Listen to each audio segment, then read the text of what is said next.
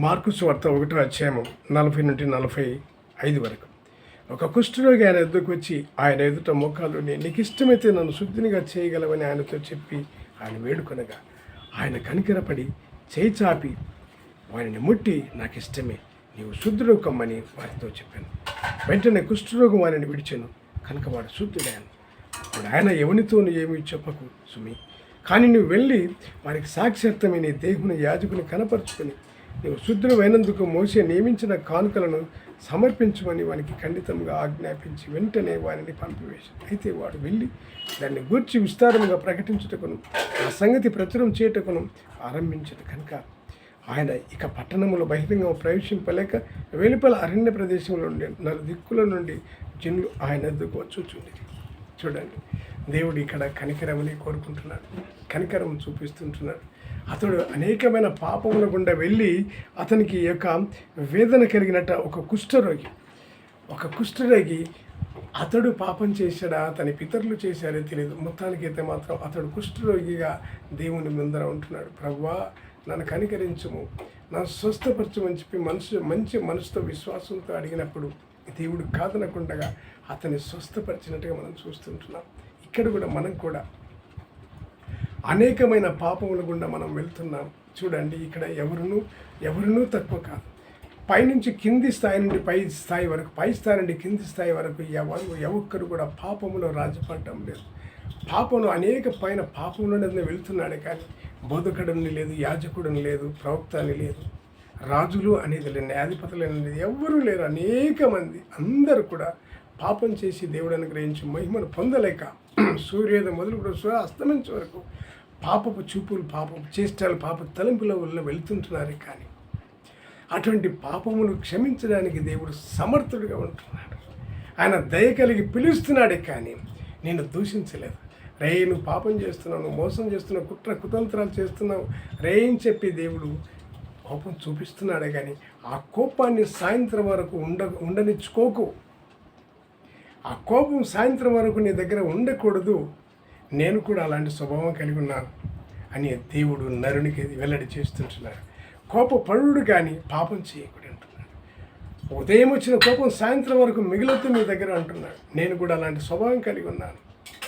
నేను కోపం పడింది వాస్తవమే, మీరు తప్పులు చేస్తున్నారు, పాపం చేస్తున్నారని చెప్పి నేను మిమ్మల్ని కుట్టింది, దూషించింది, మిమ్మల్ని శ్రమల పాలు చేసింది వాస్తవమే. అయినా కూడా సాయంత్రానికే కనికరపడి, అయ్యో నా బిడ్డలు, అయ్యో నా మందలను నేను శపిస్తున్నానే, నేను దూషిస్తున్నానే, కొడుతున్నానే, వాళ్ళకు ఆహారం లేకుండా చేస్తున్నానే, వాళ్ళకు వసతులు లేకుండా చేస్తున్నానే, వారి జీవితాలు ఎట్లా అని చెప్పి కనికరపడి సాయంత్రానికే మనసు మార్చుకొని మానవులందరినీ క్షమించి దయ కలిగి వారికి మంచి వస్త్రాలు ఇచ్చి, మంచి భోజనం ఇచ్చి, కప్పుకోవడానికి వస్త్రాలు ఇచ్చి, కడుపు నిండా భోజనం పెట్టి, పడుకోవడానికి మంచి యొక్క స్థలాలను, మంచి నివాసాలను ఏర్పాటు చేసి కనికరం చూపినట్టుంట దేవుడు ఇక్కడ మేలు చేసినట్టుగా తన దయగలిగినటువంటి పిలుపుతో వెంచేస్తూ ఉన్నాడన్న సంగతి మనం గ్రహించాలి. చూడండి, కుష్ఠరోగి అడిగినప్పుడు, ప్రభువా నన్ను క్షమించు, నన్ను ఈ పాపం నుండి విడిపించు, నన్ను శుద్ధినిగా చేయని చెప్పి మనస్ఫూర్తిగా వేడుకున్నాడు.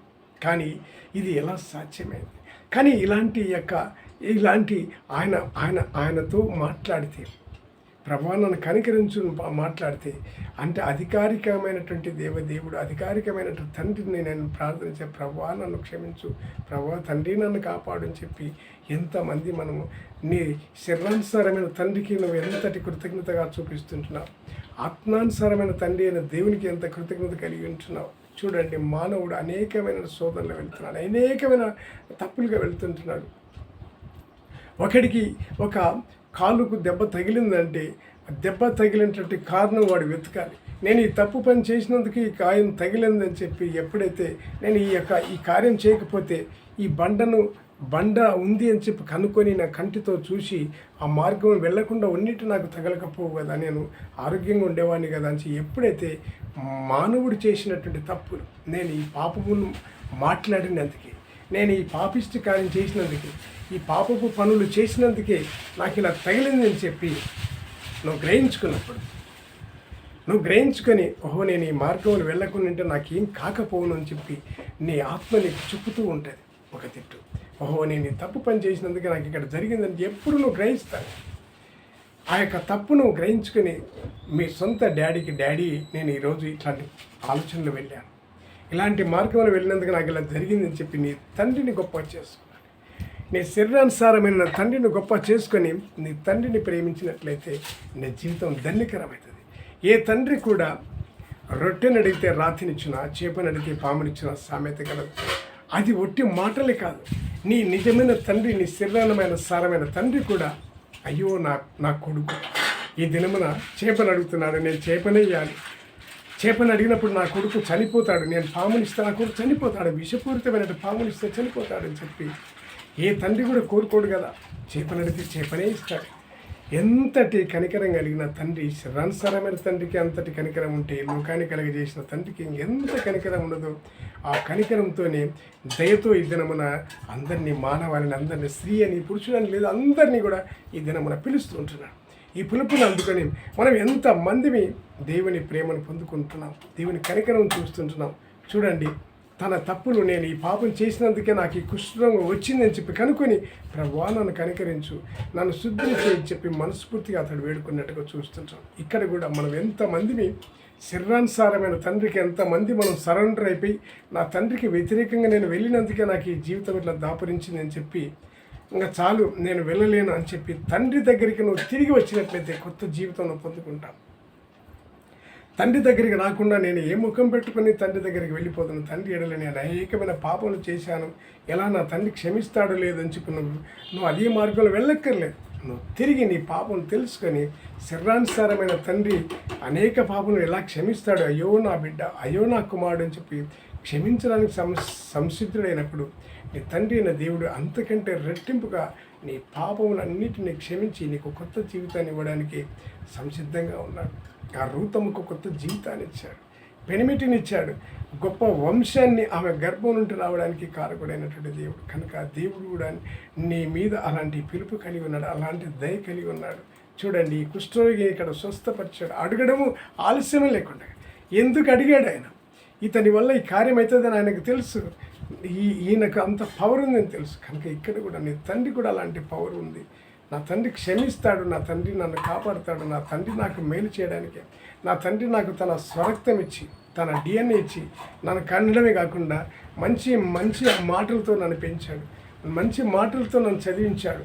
నా తండ్రి నా మేలే కోరుతాడు కానీ నా కీడు కోరడని ఎప్పుడైతే నీ శరీరానుసారమైన తండ్రిని, తండ్రి ఆలోచనలు, తండ్రి మార్గంలో నువ్వు చొరగొన్నావో, క్షమాగుణం కలిగి ఉన్నావో, అప్పుడే నీకు బ్లెస్సింగ్ అవుతుంది. బ్లెస్సింగ్ కాకుండా అబ్బో నేను ఇంత పాపం చేశాను, నా తండ్రి ఎదుటికి ఎలా వెళ్ళాలని చెప్పి నువ్వు తప్పుడు మార్గంలో వెళ్ళకూడదు. వెంటనే నీకు ఎప్పుడైతే చెడు జరిగిందో, చెడు కార్యం జరుగుతున్న వెంటనే నా ఇంటికి వెళ్ళాలి, నా తండ్రి ఇంటికి వెళ్ళాలని చెప్పి ఎప్పుడైతే నువ్వు వెనక్కి తిరిగి నీ తండ్రి మార్గంలో నీ తండ్రి ఇంటిని దర్శిస్తావో, తండ్రి దగ్గరికి నువ్వు వస్తావో, నీకు అనేకమైన ఆశీర్వాదాలు ఈ శరీరానుసారమైన తండ్రి దగ్గరే ఉన్నాయి, ఆత్మానుసారమైన తండ్రి దగ్గరే ఉన్నాయి. వీరిద్దరిని నువ్వు ఎప్పుడైతే కనుక్కుంటావో, వీరిద్దరు నీ శరీరంలో ఒక మంచి ఒక చెడు అనేది, ఒక పెద్ద అంటే మనిషి అయినటువంటి వాడు ఒక కుడి చేయి ఎడమ చేయి లాగా ఉంటున్నాడు దేవుడు తండ్రి అయినటువంటి. కనుక దేవునికి ఎంత మనిషికి, నీ తండ్రికి అంత ప్రేమ, అంత కనికరం ఉంటుంది. నా బిడ్డ, నా కొడుకు అని చెప్పి ఎంత ప్రేమ ప్రతి తండ్రికి ఉంటుంది. ఏ తండ్రి కూడా కఠినస్తుడు కాదు, ఏ తండ్రి కూడా కనికరం కలిగి ఉన్నాడు కానీ కఠినంగా లేడు. తన పిల్లలు తప్పిపోయి తిరిగి వచ్చినప్పుడు ఆ తండ్రికి ఎంత ప్రేమ ఉంటుంది. నా కుమారుడు తిరిగి వచ్చాను, నా కుమార్తె తిరిగి వచ్చిందని చెప్పి వేదనకు గురి చేయకుండా నా పిల్లలు తిరిగి వచ్చారు, ఇంతే చాలు, నా పిల్లలు ఇంతే చాలు, నా దగ్గరికి తిరిగి వచ్చారని చెప్పి ఆ తండ్రికి ఉన్నటువంటి సంతోషం ఏ ఒక్కరికి ఉండదు. కనుక ప్రతి తండ్రి క్షమాగుణం కలిగి ఉన్నాడే కానీ కనుక ఆ తండ్రిని అనుసరించి కొత్త జీవితాన్ని పొందుకున్నటువంటిగా ఈ రూతము కొత్త జీవితాన్ని పొందుకున్నది, వాళ్ళ అత్త మాటలేని కొత్త జీవితాన్ని పొందుకున్నది. ఇక్కడ దావీదు కూడా దేవుని యొక్క శక్తిని, దేవుని తండ్రి అయిన దేవుణ్ణి, ఆత్మానుసారమైన దేవుణ్ణి మాటలు కనుక్కున్నాడు. శరీరానుసారమైన తండ్రి, తల్లి నుజావేతు తల్లి యొక్క ఎస్ఐ తండ్రిని కూడా వాళ్ళ తల్లిదండ్రి ఎంతటి కనికరం ప్రేమ కలిగి ఉన్నారు, వాళ్ళ తల్లిదండ్రికి కృతజ్ఞత కలిగి ఉన్నాడు, తండ్రి దేవునికి కృతజ్ఞత కలిగి ఉన్నాడు. కనుక గొప్ప జీవితం పొందుకు గొప్ప రాజు అయిపోయినట్టు మనం చూస్తుంటున్నాం. పరిశుద్ధాత్ముడైన మనకి ఇక్కడ ఒక గొప్ప మర్మం చెప్తుంటున్నాడు. చూడండి, ఒకరినొకరు క్షమించమని చెప్తుంటున్నాడు. ఒకరినొకరు క్షమించుకోండి, క్షమాగుణం కలిగి ఉండి, తీర్పు దినం వచ్చేంత వరకు ఓర్పు, వినయ విధేయత కలిగి ఉండండి. నీ యొక్క శరీరానుసారమైన తండ్రి దగ్గర నీకు నెమ్మది దొరుకుతుంది, ఆత్మానుసారమైన తండ్రి దగ్గర ఉండి నీకు నెమ్మది దొరుకుతుందని చెప్పి ఒకరినొకరు కనికరం కలిగి ఉండండి, క్షమాగుణం కలిగి ఉండని చెప్పి ఆత్మైన దేవుడు శరీరానుసారమైన తండ్రి కూడా చెప్పి ఇవి మర్మములు. కనుక ఎప్పుడైతే నీ నిజమైన తండ్రిని, నీకు రక్తము, నీకు డిఎన్ఏ ఇచ్చి తండ్రిని ఎప్పుడు నువ్వు గౌరవిస్తావు, ఆ తండ్రికి నువ్వు రెస్పెక్ట్ ఇస్తావు, మర్యాద ఇస్తావు, గౌరవ మర్యాదలు ఇస్తావు, నూతన జీవితం పొందుకుంటావు. ఈ శరీరానుసారమైన తండ్రి క్షమించి, నీ పాపాలను క్షమించి, నీ తప్పులను క్షమించి కొత్త జీవితం ఇవ్వడానికి ఇష్టపడతాడు. కానీ నువ్వు తప్పుదం చేసావు, పొరపాటు చేసావు, పాపం చేసావు, నాకు నష్టం చేసావు, ఇబ్బంది చేసావు చెప్పి ఏ తండ్రి కఠినమైనటువంటి మాటలు మాట్లాడు, ఏ తండ్రి దూషకుడుగా ఉండడు.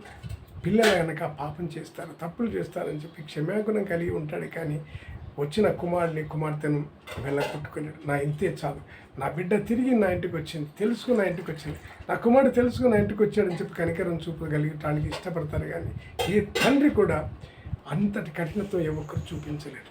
చూపిస్తున్నారంటే వారి యొక్క విధానం ఏంటో తెలియదు. కనుక ఇక్కడ కూడా దేవుడు కూడా ఎంత కనికరం కలిగి ఉన్నాడు మనం గ్రహించబోతున్నాం. కుష్ఠరోగిని కూడా ఎంత పాపిష్టి కార్యాలు చేస్తే అతని వెనుక కుష్ఠరోగం వచ్చింది. కనుక తన పాపాన్ని తెలుసుకున్నాను, నేను ఈ పాపం కూడా వెళ్ళినందుకే నాకు ఈ రోగం సంక్రమించింది, ఈ రోగాన్ని శుద్ధి చేయాలంటే నా తండ్రికి, ఆత్మానుసారమైన తండ్రికి నేను సరెండర్ కావాలని చెప్పి కృతజ్ఞత భావంతో ప్రభువాని చెప్పి వేడుకున్నాడు. ఆ యొక్క కుష్ఠరోగం నుండి విడుదల పొందుకున్నట్టే మనం చూస్తున్నాం. ఈనాడు మనం కూడా ఆ దయగలిగిన పిలుపును దేవుడు దయగలిగి ఉన్నాడు పిలుస్తూ ఉంటున్నాడు. దేవుడు దయగలిగి ఉన్నాడు పిలుస్తున్నాడు. ఇది ప్రపంచ మానవాళికి అందరికీ పిలుపు భావించని దయగలిగి ఉన్నాడు, కఠినంగా లేడు దేవుడు. శరీరానుసారమైనటువంటి తండ్రి కూడా అదే భావాలు ఉన్నాయి, ఆత్మానుసారమైన తండ్రికి అదే అంతకంటే గొప్ప భావాలు ఉన్నాయి. కనుక తండ్రి ప్రేమను చొరగొన్నప్పుడు ప్రతి ఒక్క కుమారుడికి, ప్రతి ఒక్క కుమార్తెకి కొత్త జీవితం దొరుకుతుందని మనం గ్రహించాలి. ఈ దినమున రుతమ కొత్త జీవితం పొందుకున్నది.